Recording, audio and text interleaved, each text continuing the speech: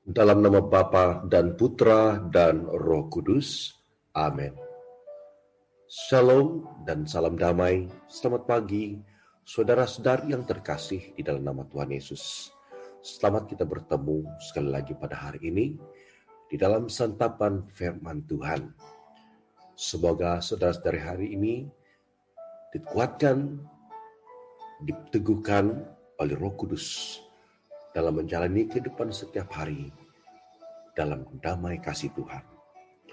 Saudara-saudari yang terkasih, hari ini adalah 23 Mei 2022 bersamaan hari Isnin, yaitu hari biasa Paskah minggu ke-6. Kita akan sama-sama mendengarkan bacaan Injil yang diambil daripada Injil Yohanes bab 15 ayat 26 hingga bab 16 ayat 4e. Mari kita persiapkan diri kita untuk sama-sama mendengarkan bacaan Injil. Dalam amanat perpisahannya, Yesus berkata kepada murid-muridnya, "Jikalau penghibur yang akan kuutus dari Bapa datang, yaitu Roh kebenaran yang keluar dari Bapa, Ia akan bersaksi tentang aku. Tetapi kamu juga harus bersaksi, karena kamu dari semula bersama-sama dengan aku. Semuanya itu kukatakan kepadamu, supaya kamu jangan kecewa dan menolak aku. Kamu akan dikucilkan, bahkan akan datang saatnya bahwa setiap orang yang membunuh kamu akan menyangka bahwa ia berbuat bakti bagi Allah. Mereka akan berbuat demikian karena mereka tidak mengenal baik Bapa maupun aku. Tetapi semuanya ini kukatakan kepadamu, supaya apabila datang saatnya kamu ingat bahwa aku telah mengatakannya kepadamu." Demikianlah Injil Tuhan. Terpujilah Kristus. Saudara-saudari yang terkasih, bermula hari Minggu kemarin dan beberapa hari ini, Yesus menyampaikan pesan-pesannya kepada murid-muridnya tentang kedatangan Roh Kudus. Sebelum Ia akan naik ke surga beberapa hari yang akan mendatang ini. Nah, saudara-saudari, Yesus mengatakan tentang kedatangan Roh Kudus supaya murid-muridnya mengetahui bahwa Dia telah menyatakan ini kepada mereka. Saudara-saudari yang terkasih, Roh Kudus telah turun pada hari Pentakosta yang akan dirayakan oleh gereja pada 5 Jun akan datang ini. Nah, oleh itu saudara terkasih, mari kita sama-sama merenungkan tentang arti kedatangan Roh Kudus di dalam hidup kita. Roh Kudus itu sudah datang. Roh Kudus sudah ada dalam diri kita. Dia tinggal di dalam diri kita, saudara-saudari yang terkasih. Dan Dia berkarya dalam kehidupan kita. Saudara-saudara yang terkasih, Yesus telah menyediakan pribadi penolong kepada kita. Karena Yesus tahu bahwa kita adalah pribadi yang lemah. Kita tidak mampu melakukan misi Kristus. Kita mempunyai kelemahan-kelemahan yang Tuhan tahu.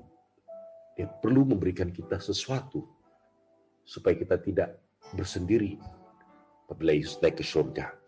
Maka Dia telah menghadiahkan kita Roh Kudus, Roh penolong.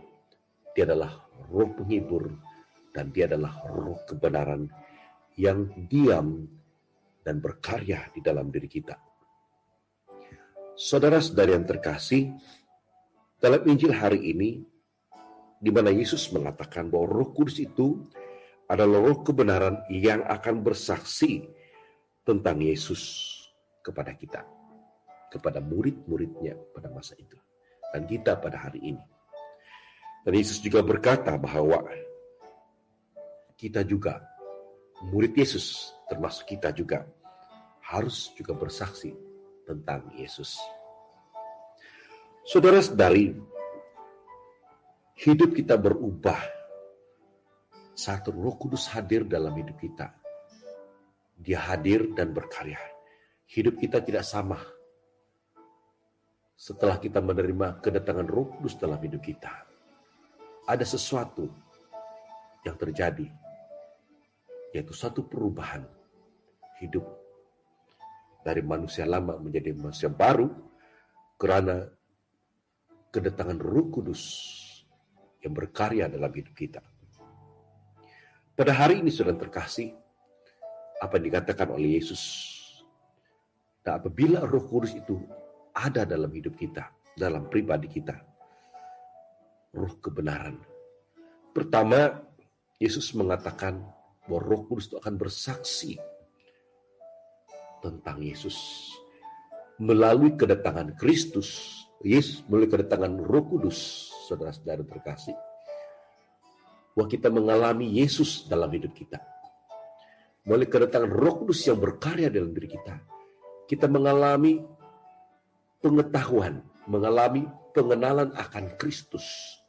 Karena Roh Kudus menerangi akal budi kita, membuka pikiran kita, membuka hati kita.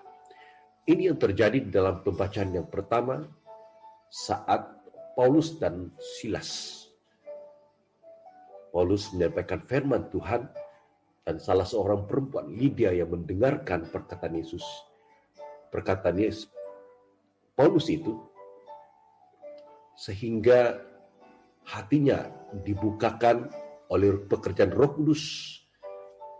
Dia sungguh tertarik, dan akhirnya dia bersama dengan seisi keluarganya dibaptis. Nah, saudara-saudari, pekerjaan Roh Kudus sungguh nyata dalam diri kita. Karena Roh Kuduslah kita dapat mengenal siapa Kristus dalam hidup kita, Tuhan dan Juru Selamat. Di samping itu, saudara terkasih, Roh Kudus yang ada dalam diri kita yang bekerja membuka diri kita, memberikan kekuatan, keberanian dalam diri kita, sehingga kita dapat bersaksi tentang Yesus. Roh Kudus menggerakkan hati, mulut, dan akal budi kita, sehingga kita dapat mengaku Yesus adalah Tuhan. Sehingga kita dapat mempunyai keberanian untuk menyampaikan berita tentang Yesus itu. Dan inilah pekerjaan ini merupakan satu kesaksian penginjilan secara pribadi kita dengan orang lain.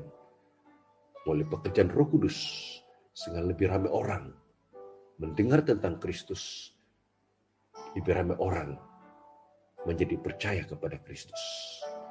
Dan inilah peranan Roh Kudus dalam hidup kita, saudara terkasih. Semoga pada hari ini kita sama-sama menyadari akan keberadaan Roh Kudus dalam diri kita.